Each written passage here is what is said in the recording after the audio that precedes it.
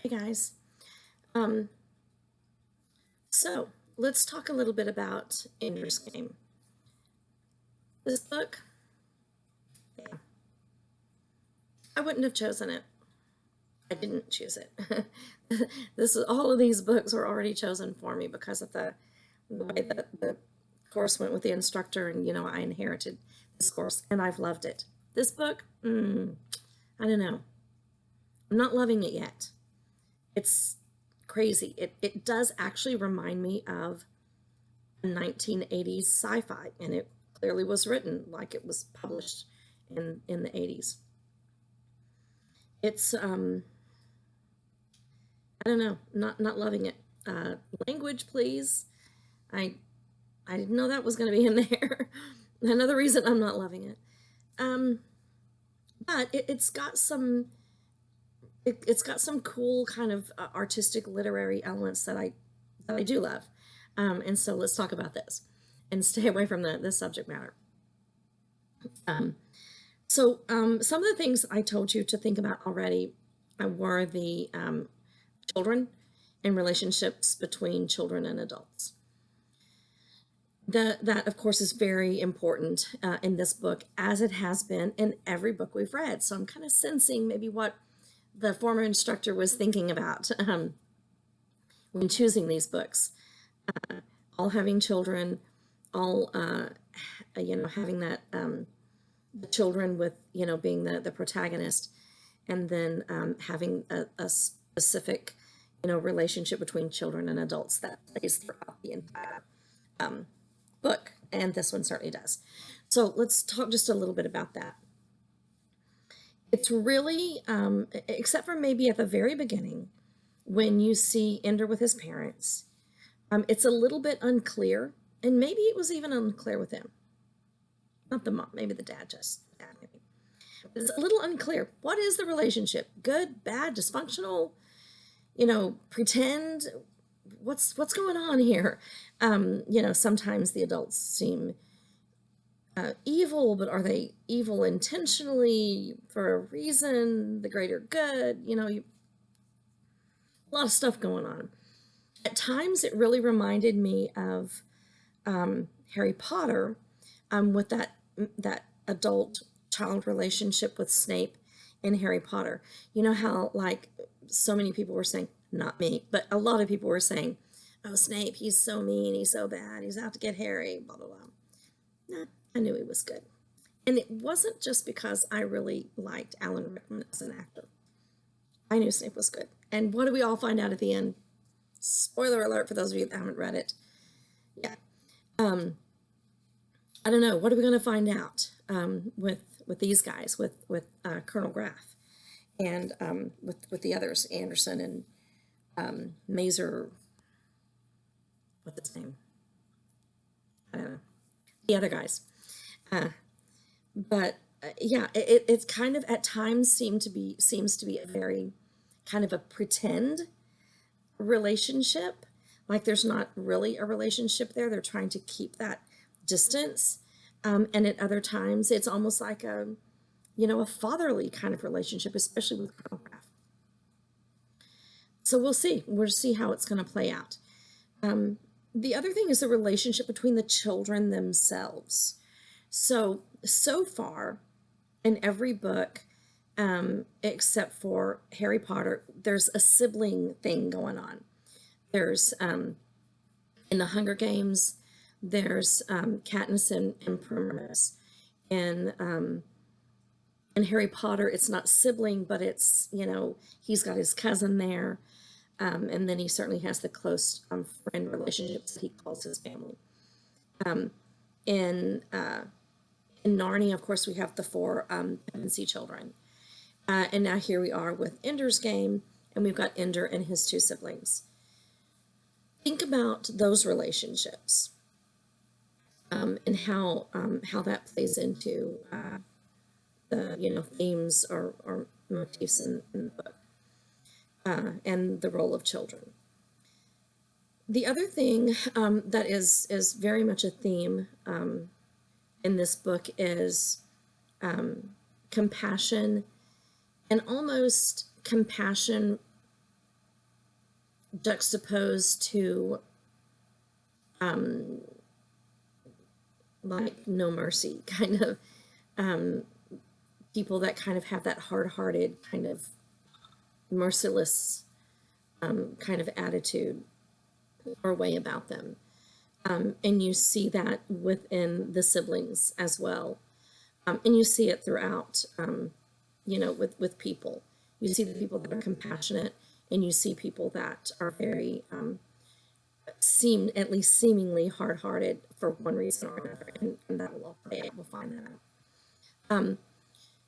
With the good and evil that we've seen in each of these novels, this one's a little bit different. You can still say that there's that good versus evil, but in this particular novel, it seems to kind of settled in to the friend slash enemy situation. This is your friend. Wait a minute, is it? This is your enemy. Wait a minute, is it? So you have to, there is a good versus evil, but it seems to come wrapped up in a package of friend versus enemy. And sometimes friend versus friend is friend versus enemy. And enemy versus enemy is friend versus friend versus enemy. I don't know. I think it's confusing. But it's all in there. Take my word for it. Compassion and ruthlessness, or being very kind of cold-hearted, merciless. That is kind of a motif. It's kind of presented in the same way, but it's presented with so many different people slash entities that it seems like a motif as well. It's the same sort of way with games. Games, even though it's always, a game, whether it's a mind game, more like a video game, a game, that they're actually playing with one another. There's always some kind of game going on. Game for training, game for education, game for fun, games that are brutal. It's just, and then, the big game. So that's something that is going to be happening. And it happens from the onset, from chapter 1, when Ender gets home from school, and then on throughout, at least throughout, where we've read so far. Something that I want you guys to think about, though, is how we're viewing what's going on, like in our mind's eye. Kind of see things through, for the most part, I guess you could say, through Ender's point of view, but not in the same way that we saw it through Katniss's point of view, but similar. But there's this big overriding omniscient narrator, though, where we get to hear those, like the conversations at the beginning of the chapters, that kind of then, we see then later on, whatever they're conversing about kind of comes to fruition, or has hinted at something that's going to develop then later on, and usually in the chapter or further on, even in subsequent chapters. And so, it's cool to kind of have that combination. We really get a complete picture of what's going on, like what Ender is feeling, what others are feeling. So we kind of get into the minds of everyone, and it's rough. I don't know how far you guys are. Hopefully you're as best you can keeping up with the reading list. There is an online version, by the way. If you want it, I can send you the link. But anyway, it's an easy read. It's not the children's book, so to speak, that certainly that Narnia is. It's not, I wouldn't even say that it's in line with Harry Potter, where that one was enjoyed by, a really diverse group. This one I would say would be more for the older teen or even adult, but not a younger child, not what you saw reading with Narnia and Harry Potter series. Okay, so really quickly, and we'll talk about this in our, excuse me, in our Zoom meeting as well. And so you may be watching this either before or after the Zoom meeting, I'm not sure. But we're going to talk about tone. I really want you to be paying attention to tone as it changes throughout the book from chapter 1, and I mean till the very end, because it does change, and this is how it changes.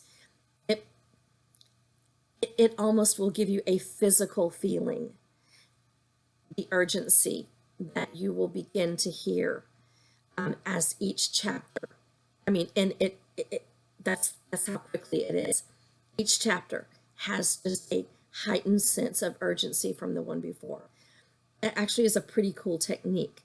And it's not just done with language, it's done, of course, with the situational aspects of each chapter. It's done with the introduction of characters. It's done with the timeline. Shows you that quickly moving forward, that urgency.